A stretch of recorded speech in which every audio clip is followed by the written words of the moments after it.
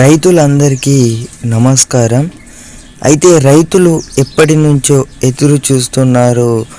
మాకు రైతు భరోసా డబ్బులు పెట్టుబడి సాయం కింద ఇంకా డబ్బులు అనేది మా ఖాతాలో జమ కాలేదు అని అయితే చాలామంది అయితే కామెంట్ చేయడం జరుగుతుంది.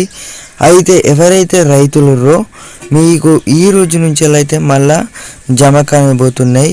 అంటే గుంటల వారీగానైతే జమ చేస్తున్నారండి. ఈరోజు వచ్చేసి మనకైతే దాదాపు అయితే అంటే 10 గుంటలు, 3 ఎకరాల 10 గుంటలు, 30 గుంటలు కానివ్వచ్చు. వీరికైతే ఈ రోజు నుంచి అయితే జమ కానున్నాయి. ఆల్రెడీ చాలామంది రైతులకైతే నిన్ననైతే పేమెంట్ అయితే పడడం జరిగింది. 4 ఎకరాల వారికి అయితే పేమెంట్ ప్రూఫ్ అనేది తమ్ముళ్ళని అయితే చూస్తుంటారు ప్రతి ఒక్కరైతే.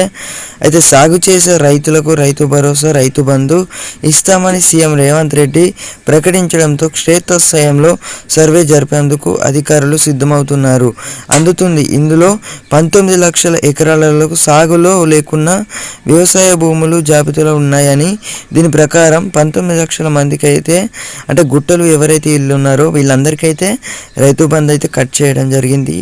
అయితే ఎవరైతే రైతులు ఉన్నారో మీకైతే ఒక మంచి శుభవార్తను అయితే చెప్పడం జరిగింది. అలాగే రైతు రుణమాఫీ అయితే చేయనున్నారండి ప్రభుత్వం ఖచ్చితంగా.